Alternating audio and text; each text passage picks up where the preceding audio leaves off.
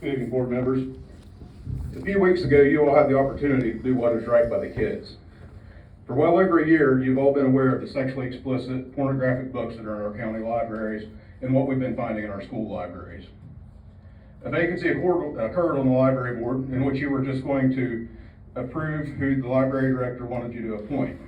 To your credit, you took my recommendation to come up with a process in which to announce a vacancy to an outside agency and how to appoint this person to the vacant position on the board. I attended the most recent library board meeting on September the 19th.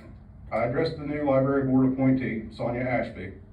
I felt that I needed to address her because part of the interview process, the Board of Education did not do their due diligence and ask the people being interviewed what their position was on the display and distribution of sexually explicit material.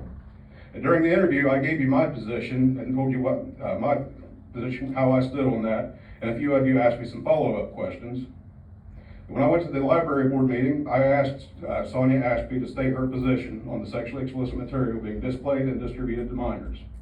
I also asked her if she was willing to recommend that the Parkersburg and Wood County Library separate from the American Library Association due to the fact that the president of the ALA is a self-affirmed Marxist. Mr. Raber, Ms. Hendershot, although you voted no on this appointment, your hands are not entirely clean on this issue because you didn't have the guts to ask a simple question to see who would protect our children. Ms.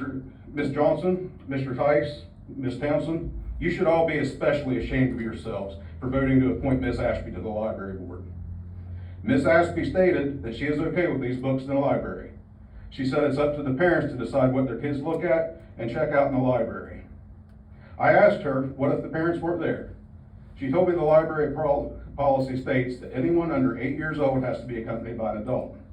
I asked her, what if a 10-year-old happens to be there without an adult? She told me that if the parents care, they will be there with them. I told her that's not the case because in the summertime, when parents work, many of them will send their kids to the library instead of paying for daycare or paying for a babysitter, and that the kids might want to go to the library because it's supposed to be a safe place. It's actually not a safe place because kids are being exposed to pornographic, sexually explicit, obscene material every single day. She also stated that she will not advocate for the separation from the American Library Association. Instead of doing what's right by the kids, every person sitting on this board took the position that it's okay for minors to go into our libraries and be exposed to sexually explicit material. You are enablers of grooming, and all 5 of you are complicit in exposing minors to pornography. You are all basically pedophiles by proxy. I've been a substitute teacher for Wood County Schools since I retired from the military last year.